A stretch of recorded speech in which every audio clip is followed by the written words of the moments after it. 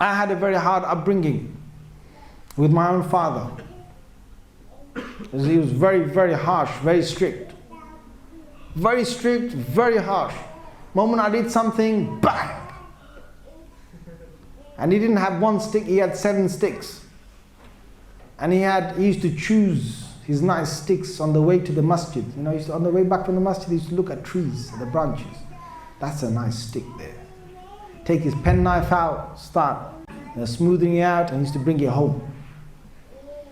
Those days when I was young, it was a very harsh thing, and there was hardly any emotion. But later on in life, there's a stage when I grew to understand why he was like that. Because my father did not have his parents beyond the age of 12. Both his parents died at the age of 12. He had a very harsh upbringing. He lived himself on a very harsh life. And somehow Allah brought him to this country, and somehow he made it and so on. Fine.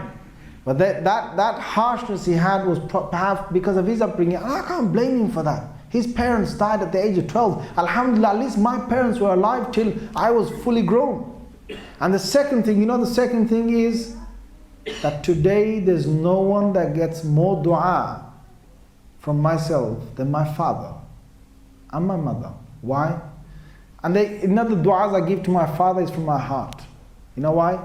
Because my father pushed me and pushed me and pushed me to become this imam I am today. My father really wanted me to, he had 4 sons. And he wanted one of his sons to become hafiz. So he tried to make all 4 sons hafiz.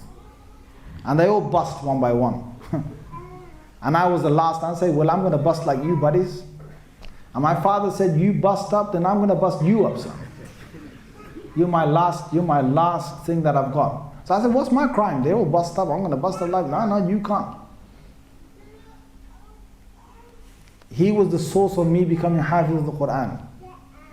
If he wasn't hard on me, and I understand, I'm saying to some of you kids here, if you've got parents that are hard on you, and they are being very firm with you, and they're pushing you in this direction, one day you might end up like me, giving your best du'as from the bottom of your heart to your fathers. Because I look at my colleagues who grew up with me. Some of them are in prisons, most of them are broken up with broken lives.